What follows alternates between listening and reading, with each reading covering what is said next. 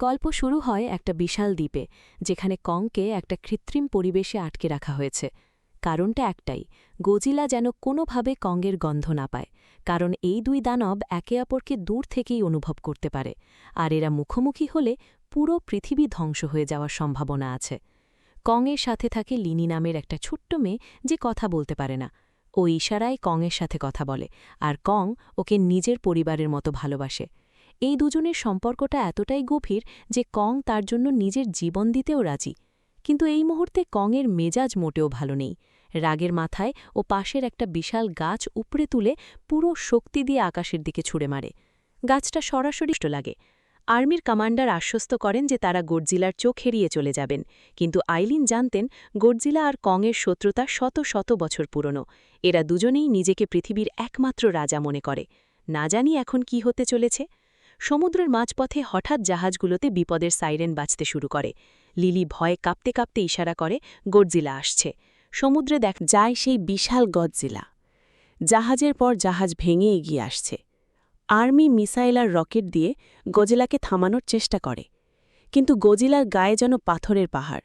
কোনো কিছুতেই কিছু হয় না। ও তার বিশাল লেজ দিয়ে পারে না।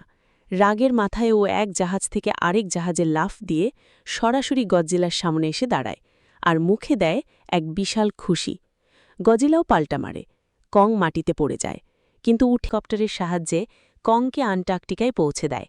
সেখানে আছে সেই সুড়ঙ্গ, যেটা সরাসরি হলো আর্থে। লিলি কংকে ইশারায় বোঝায় যে ওই গুহার ওপারেই তোমার আসল। বাকি সবাই তাদের হেব যান নিয়ে কংয়ের পেছনে এগিয়ে যায়। কিছুক্ষণের মধ্যে তারা পৌঁছে যায় হলো আর্থে, এক অবিশ্বাস্য জগতে। সব কিছু উল্টোপাল্টা।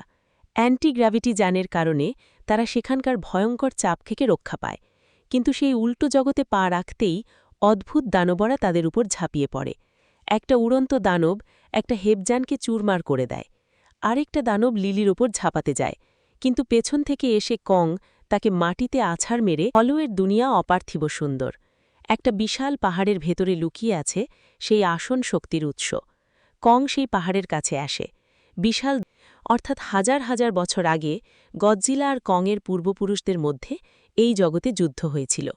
কং সেই কুড়াল হাতে নিয়ে সিংহাসনের রাজার মতো বসে, আর তখনই কুড়ালটা নীল আলোয় জ্বলে ওঠে।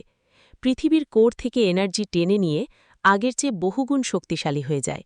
এই মুহূর্তে গজিলা মাটির উপর থেকে অনুভব করে যে হলো আর্থ থেকেও এনার্জি নিয়ে ছেঁড়াছেড়ি করছে। রাগে ও তার নিউক্লিয়ার শক্তি সরাসরি মাটিতে মেরে দেয়, যেটা হাজার হাজার মাইল নিচে গিয়ে কংয়ের কাছে পৌঁছে যায়।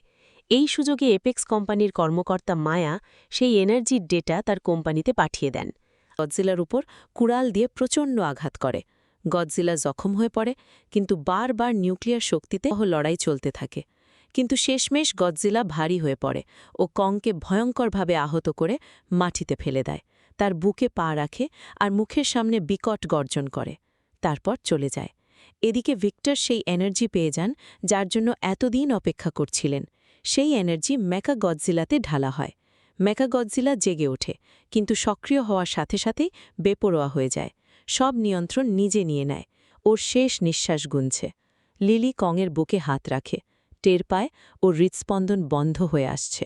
ডাক্তার মার্টিন বুঝে যান কংকে বাঁচাতে হলে এখনই তার হৃদয়ে বিশাল ইলেকট্রিক শক দিতে। কংয়ের বন্ধ হয়ে আসা হৃৎস্পন্দন আবার শুরু হয়। লিলি কংয়ের কানেছে, তবু কং কুড়াল হাতে নিয়ে মেকা গডজিলার দিকে ছুটে যায়। উল্টো মেকা গডজিলা কংকে পেটাতে শুরু করে। মেকা গডজিলা তার লেজ দিয়ে কংকে মারতে যায়। কং পুরো শরীরের শক্তি দিয়ে সেই লেজ আটকে রাখে। ঠিক এই মুহূর্তে স্যারার বন্ধু জ্যাক একটা দারুণ বুদ্ধি বের করে। সে রায়ানের মদের বোতল তুলে নিয়ে মেইন কন্ট্রোলে ঢেলে দেয়। সাথে সাথে সিস্টেম ফেল হয়ে যায়। মেকা গডজিলা গল্পটি এখানেই শেষ হয়ে যায়।